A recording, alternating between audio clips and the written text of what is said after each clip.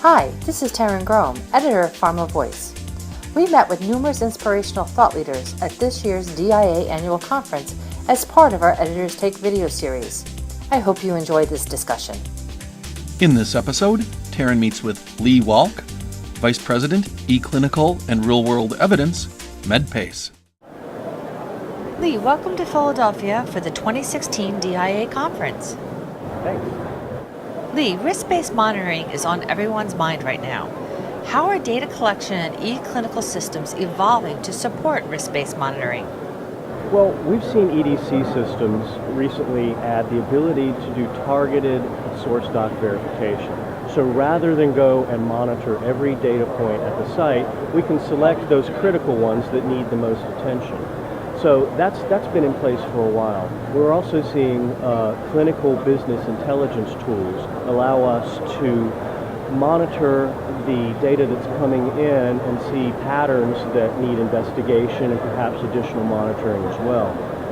But what I see happening now that's very exciting is the integration of a risk assessment with the monitoring tools and the business intelligence and the targeted source doc verification. And as we bring all of these things together, we're really going to see that the systems can support a more mature risk-based monitoring approach. Patient retention and engagement are critical to achieving protocol objectives. At the same time, researchers and regulators are realizing the growing value of patient-sourced data from patient-reported outcomes, instruments, and diaries. How can we ask more of our patients while keeping them engaged in the research? Well, if you ask something of someone, you should deliver something in return. That's just fair. So as patient-reported outcomes and diaries are becoming more important to research, we are asking patients to log in and tell us how they feel, how many pills they took, how much pain they're in. This is critical for good research, but it can also be used for patient care. If your physician is aware of your pain or how much medication you are or not taking, that can actually help them. And if a patient understands when they come back into the office in, say, an observational study and has been experiencing some pain, they needn't be interrogated for that. The doctor knows that already, and they can move forward in the conversation.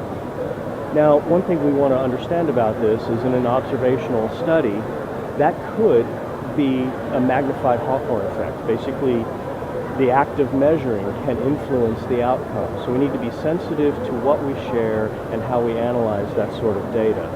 But allowing the patients to participate and have them benefit from that participation directly, I think is the way to go. For years, we've been hearing about the promise and the risks of directly accessing EHR systems for clinical research data. What has to happen for ESource to become a reality? Well, the technology for ESource has been around for quite a while, and the standards to enable that are in place. It's just that adoption has been slow, as we've recognized.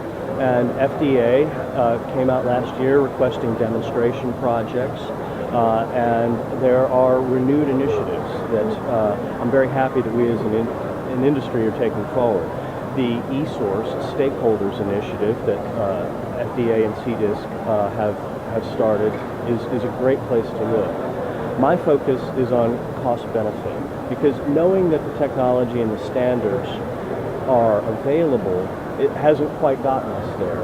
But understanding from a more holistic perspective how it can happen is important. So, for instance, it's not just a sponsor enabling more efficient collection of data. We have to look at it from the site's perspective. How can we ease their burden of participating in research? I know for certain that there are research projects, that there are studies that have not happened, especially in late phase, because the sites have not been able to put the resources forward for the transcription of data.